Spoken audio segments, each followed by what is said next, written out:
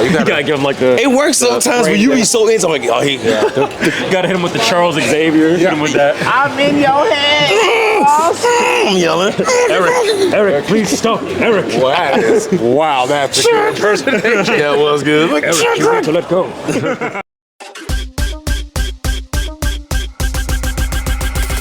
I'm proud to say she's mine.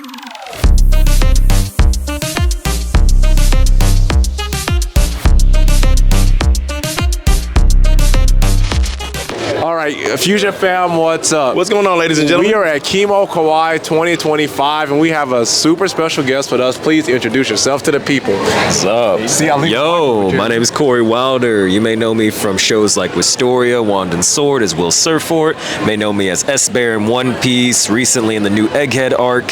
You may also know me as Gilbert Blythe in Aunt Shirley, which is one that's airing right now. And you may also know me from Liu Xiao and Link Click and Lon from Freerun. Yeah. Oh, yeah, that voice, yeah. All right. Okay, man. Well, thanks for doing this with us. We truly appreciate it. problem. Just so you guys know, I'm Chad. And I'm Jeremy. And together, this I'm Cory. Yeah, he's Cory. Yeah, I like that. You want to get on our intro? You ready? You got to get in where you fit in. You ready? Hold on. Let me get it. All right, man. Together, this trio, this podcast, this tag team, this collective, these Comic-Con conquerors, Triple threat. these wrestling phenoms, and these gaming gods. We are. Stick. Give me the stick. Give me the stick. We are Fusion-Haa.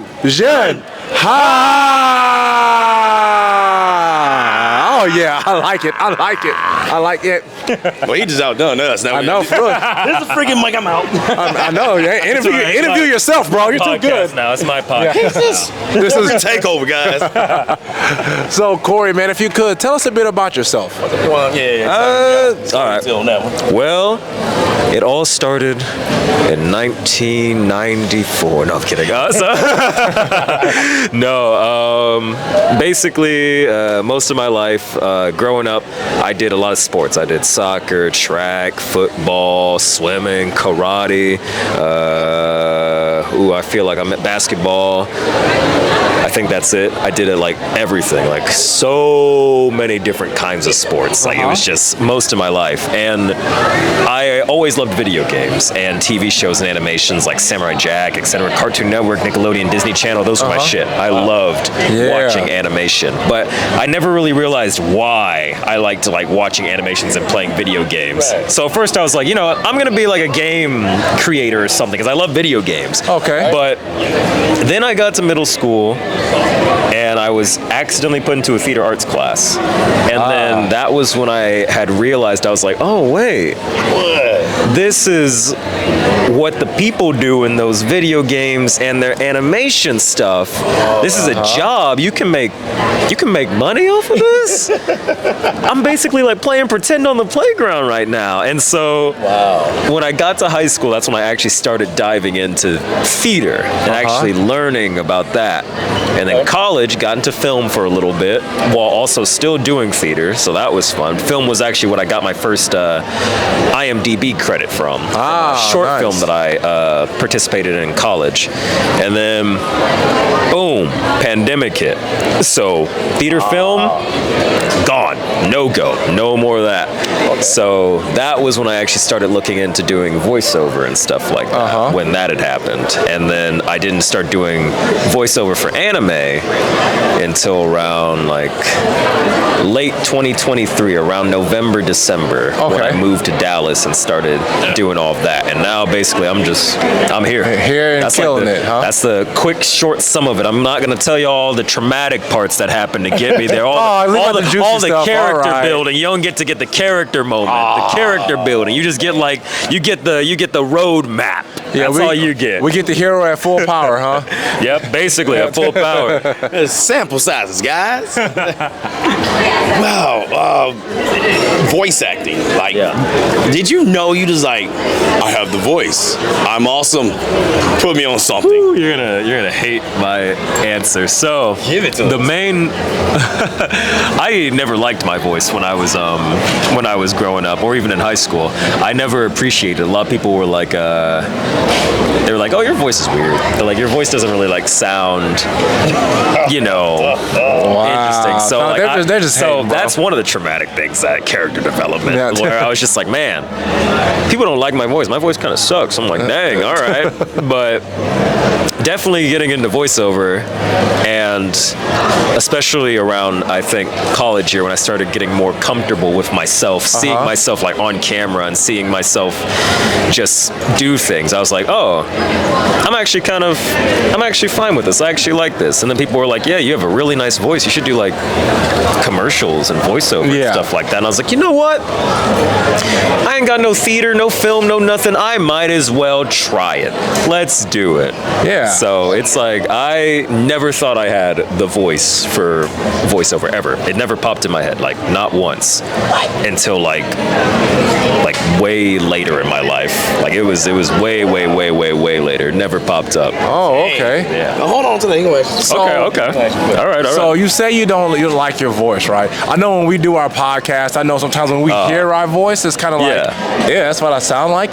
So when you go back and listen, do you ever go back, like, let's say Esper, do you ever go back and listen to your performance and something like that? I typically always go back and listen to my performance. Like nowadays, I'm completely fine with my voice. Oh, okay, I'm completely good. settled on it. Good.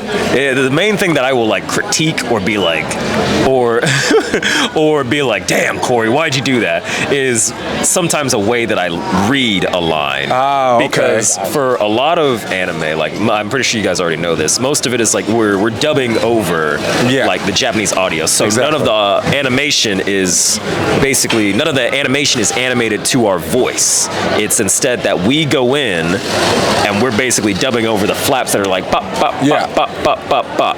And sometimes it makes it to where it's kind of hard to read the lines to where it's natural, because instead of going like, hey, stop, what are you doing? It'd be like, hey, stop, what are you doing?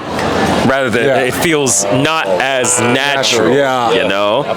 Exactly. So that's more so what I look back on and go like, oh, okay, gotcha. Why'd I read it like that? Especially if I go back and listen to it and go back home, and then I read it to myself with the same flaps. I'm like, well, the way I read it right now would have worked so much better. But gotta trust the director. Trusting the director is the main thing. The director doesn't want you to sound bad. The director doesn't want the product to sound bad. So you gotta trust the director. Yeah, you gotta trust in them. You see that bad boy there? Here you go. So here's the question. How did you learn how to read the sound flaps? Because I've never asked an actor this before who does anime. Yeah.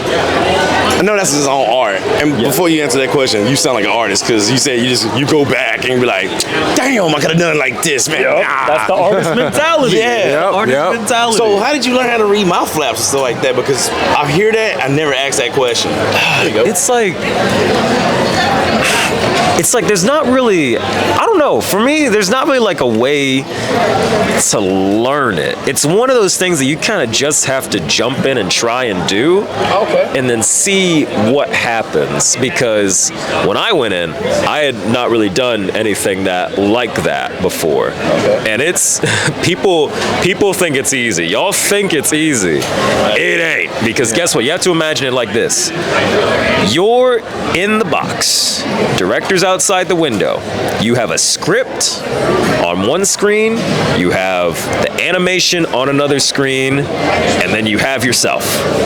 You have to basically read the script at the same time while also kind of watching the animation as well, while also trying to capture a little bit of what the Japanese performance did, while also trying to act yourself. That is a lot. You're juggling like 4 or 3 different things while you're doing it. Like it's hard work. Like it really is hard work, and that's why it's amazing whenever you can listen to an English dub and go like, man, this sounds natural. It sounds really, really, really good. Wow. Which is like a lot of studios try and put in that work for the fans, especially for the fans that don't want to read all the time. Because then sometimes when you're reading, you miss something on the screen, because sometimes you're reading it and then you're like, oh shoot, something just happened. when did that happen? Yeah, exactly. But exactly. with the English, if it's in the English language or a language that you understand, then you're like, okay, I can just watch the screen and then see everything that's happening on there, you know? Word. Yeah. But that's Yeah. basically about the mouth flaps. Okay. Okay. So what's like the first role that you ever got? First role? Yeah. Well, he's actually right over here. So that's Ouel Gabel. He's from Mobile Suit Gundam, which from Mercury. And funnily enough, when I got cast as him, I was like, man, he just looks like me because at that time I had that exact same cut. Oh, for real? I had the afro, I had the fade on the side, I had everything, and I was they like, were thinking about you I when was you like, got that man, I role. was like, man, they just cast him because I looked like him. But he was a fun one. I definitely had to. That was definitely one that helped me with learning more about, like, you know, the mouth flaps and more about the dubbing process, because he had a lot more lines in that one. Because before, you know, it's just like I did like bits and like whirls and like walla, which walla means with all actors. It's basically like you're doing, you're basically voicing extras in the scene. So like, say for example, you're like in a classroom. If you're in a classroom, you have to have people voicing those students. Yeah. And then they get like 4 different actors to come in, and we basically just fill up that whole entire room and make it sound like 20 people, even though there's just 4 of us. Oh wow. But Ouel was my first actual like role where he actually spoke quite a bit. Almost every episode he had something to say. Yeah. So he was the main practice that I had. And also he was black. I was like, oh. I was like, oh. Even more perfect. I was like, even better, because we don't see many black people in anime. Oh, no. We don't see many black people. All the in ones you see is anime. Mr. Popo. Oh, don't even get me started on no. Mr. Popo. Don't even get me started. I gotta on show Mr. you this Popo. clip of a podcast that we did. We were basically talking about Mr. Popo and Jinx, like comparing which is worse. Spoiler alert: there's no winner. There's no winner in the worst awards. But you're absolutely right. I ain't gonna lie, I said some wild stuff. We will show you. Popo's one thing, but Jinx, I was wild. Yeah, we will show you. You got it available? Yeah, I got it available. my Yeah, God, we'll show you. We won't You talk ready about to it see yet. that? I was wild. But anyway, it's crazy. Being a black voice actor, like, how's that feel to be like, man, I'm one of the few that, you know, make moves like this? Because I mean, there's a couple, you know, Robinson, something like that. Because we actually talked to him, and we never asked. He just brought it up, talking about, you know, racism and all that good jazz. But like, have you experienced anything like wild like that during your tenure as a voice actor? So, luckily in the acting space, not too much. In film, I definitely did.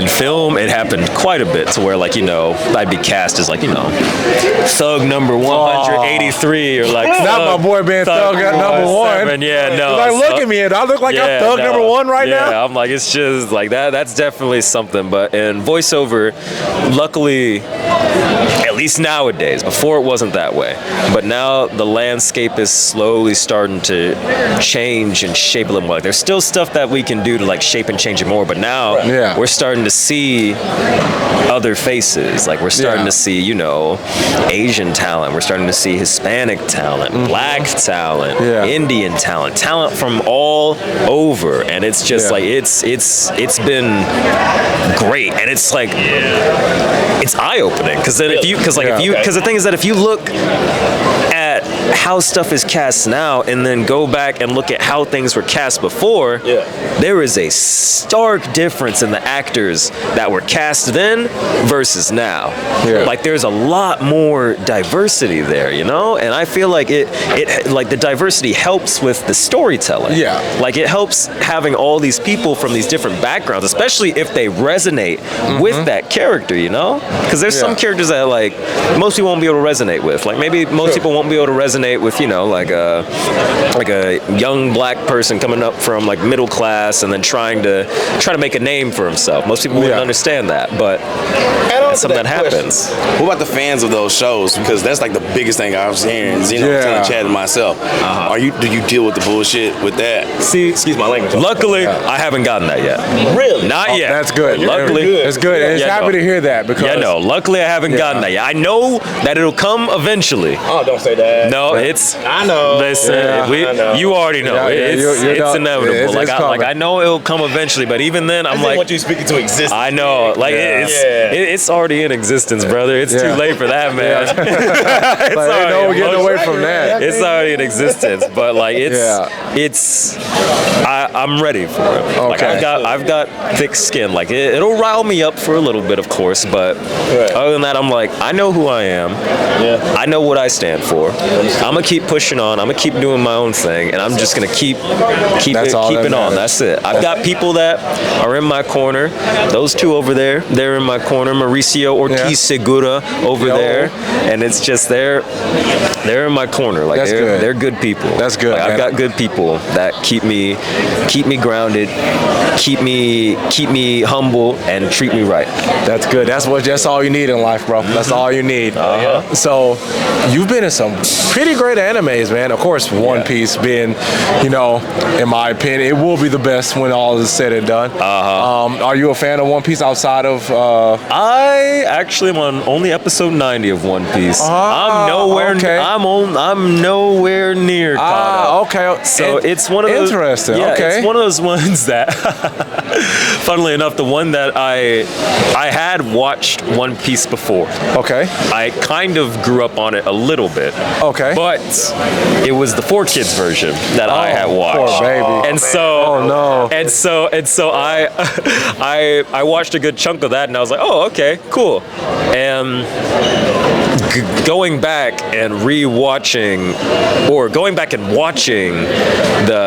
Funimation dub of it, or like the original one of it, I'm like, oh, there's a lot of things that are actually really, really different. That were not the 4Kids one. Like, I remember seeing one of the characters. They had like, I remember, I don't remember his name. He's the pretentious like asshole one with the blonde hair. I remember in the 4Kids one, when he's pointing a gun at, you're talking about the dude, Helmeppo. Yep, Helmeppo. That's it. Yeah, no, I remember Helmeppo when he's pointing the gun.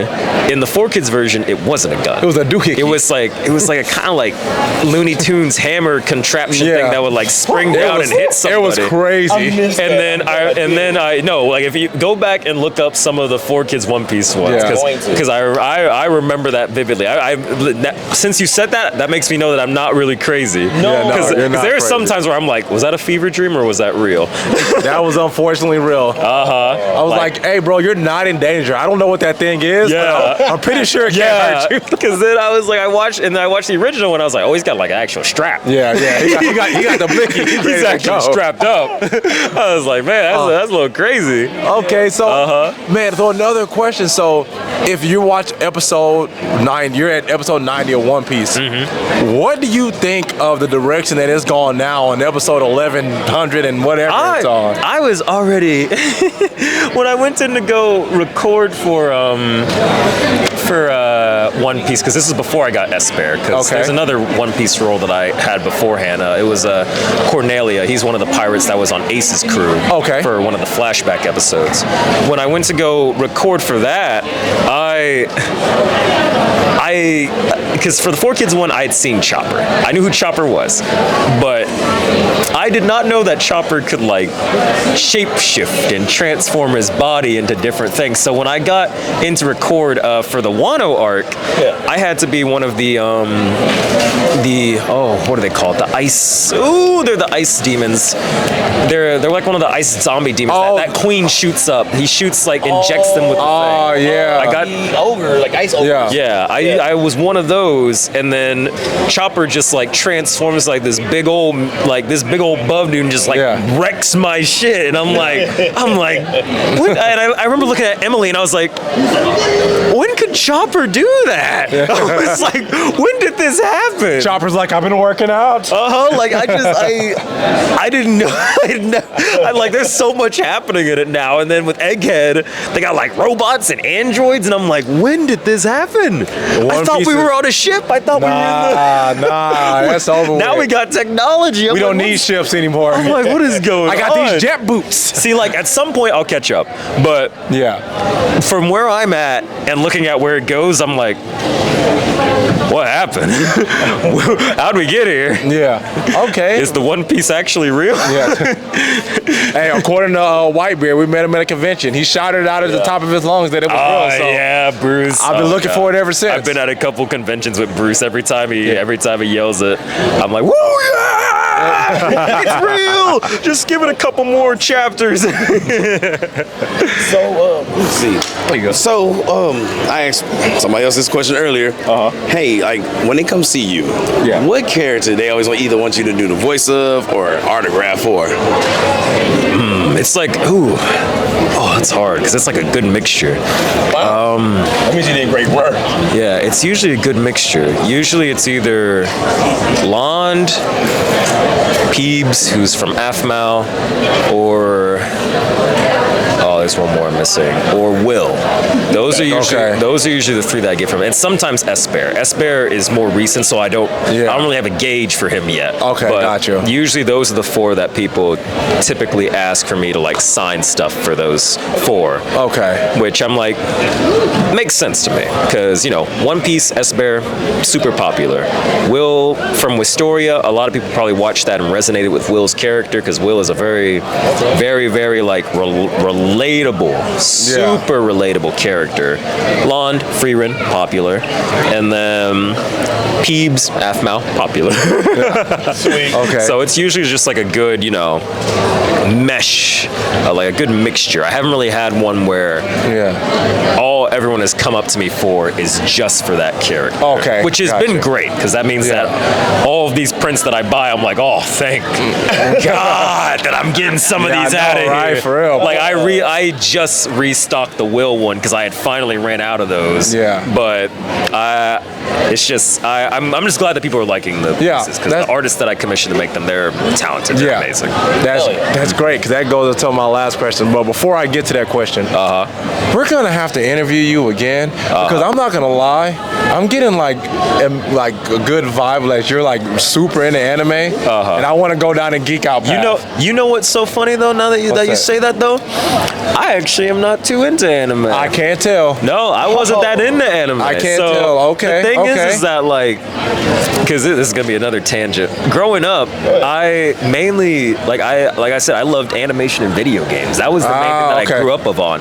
With anime, the first time I had ever seen it. Well, actually, no. Technically, the first time I had ever seen it was for a Dragon Ball Z fighting game. It was Budokai.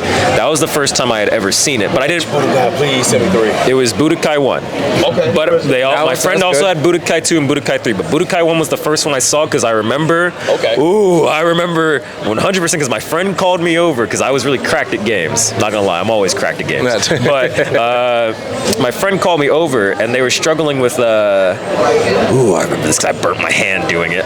With Raditz's boss fight, and it was the part where you had to hold. You had to hold him in the beam and you had to spin it around. Yeah. No, I was doing that so much that I literally I remember because they didn't have like the soft pads. I lost some skin doing that one. That's how I remember. That's why I'm like, ooh, I remember so much. I lost some skin doing that one. It was just absolutely, that's crazy. Video just like, I'll follow you on Instagram. Yeah, but the first anime that I actually saw at least of TV was it was Naruto, and it was because I was watching Kung Fu Panda late at night with my mom. We finished the movie. She was asleep, and I was like, well, now what am I gonna do? I don't have anything to do. And I was like, oh, just go to Cartoon Network. And then during that time, Cartoon Network was on Toonami, and so the first episode of Naruto that I ever saw was Naruto fighting Sasuke at Final Valley. Oh, you watched one of the best anime fights in history. That was the first one that I had ever seen. And that didn't pull you all the way in? It didn't pull me all the way in, but it got me more interested because then I went to my Scholastic book fair and then I saw that they had a Shonen Jump magazine, and so I bought it. And then I was like, oh, look. And then that's when I saw Goku and I was like, oh, Dragon Ball's anime. And I was like, that's crazy. And so, woo! All right, we thought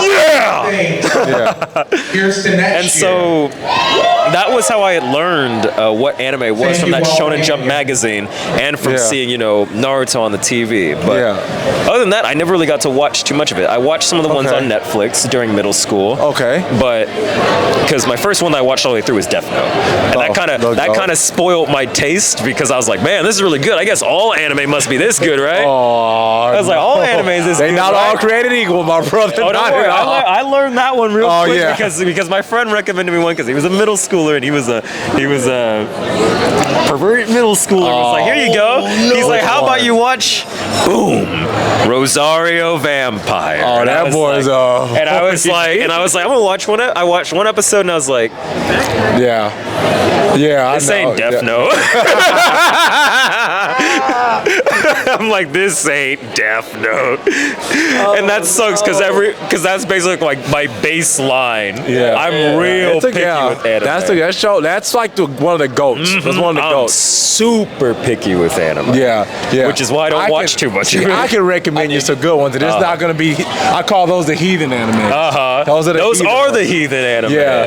I know those are the heathen. Like if you like Death Note, I think like somewhat like equivalent like Code Geass maybe. Yep, if you watch like that. That's one of my favorites too. AOT, it kind of similar in that Watch vein. that one as Fullmetal well. Alchemist Brotherhood. Yep, watch that one too. Hey, you watch anime, bro. Stop lying to me. I watched that one too. You watch anime. Listen, some people say like they're like, oh yeah, Fruit Basket. I'm like, never heard of it. Then they're like, what about Fruit Basket? There's another thing that said I was like, don't know what that is either.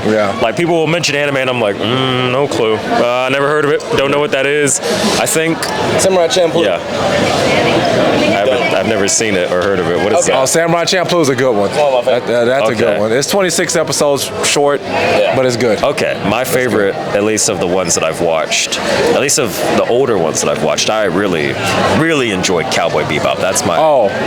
That one's one of my favorites. You watch anime. You watch anime, bro. That one was one of my favorites. So next time when you're doing an interview and someone say you watch anime, don't lie to them, bro. It's not good. It's not a good look. I don't feel like I'm lying. I don't even feel like I'm lying though.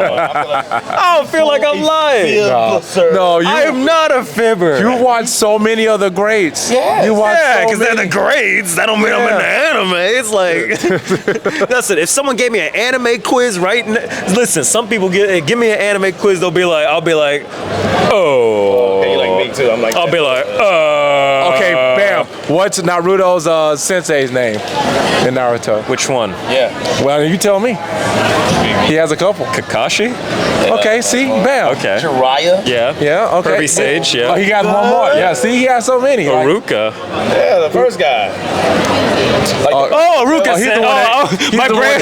Free meals. No, I remember. He's the one that got my the, brain was like, Haruka? He was the one that got the big shuriken to the back. Shuriken stuck in his back. Sure. Yeah. I remember seeing that when I was reading the paralyzed? manga. That's crazy. I remember that. Yep. Okay, man, this is. See, that's what you can do for the next interview that you do with me. You can do it. Be like, get some questions for an anime quiz. I got them ready. And really hit me with those ones, and I'll be like, all right, let's see if I got them or not. I got you. We're gonna do this again next time we see you at a convention. Or next time you have Instagram. Yeah, we're gonna follow you. We're gonna reach out next time you come to Houston. Hit us up. We got you. We're gonna do another one. So, if you could just tell us about your experience at Kimo Kawaii. Yeah, Kimo Kawaii was great. There was so many nice people, like all of the staff, all the volunteers, just super helpful. All of the vendors had just like really interesting stuff. There was one guy over there that was selling like this thing that had like over 300 plus games, and he was selling it for it costed $350 for all of those 300 plus games that he had. It had like the original Bayonetta on it too. It was just like I was very tempted, but I was like, no, I use my money for other stuff. Don't do that. I'm like, do not do that, as tempting as it may be. But it's been great. It's well put together. There was no problems, at least on my end. And I'm like, I definitely come back again. I highly suggest that if you're in like the Houston area or close by, to just come on by and stop for next year. Like 100%. Absolutely, man. 100%. We had such a great time here and a great time interviewing with you, man. So thank you so much for doing this with us. Yeah, man, and yes, we really would love to interview you one more time, man. So long form, whatever we got to do. Hell, we'll feed you if we got to, dog. I'm completely down. Just get my socials and then just we got you. We're gonna make it happen. Yeah, that's networking. That's staying connected. That's the main thing in the business. No, thank you guys. Thank you. Yeah. And since we got more time now, tell them how they can find you.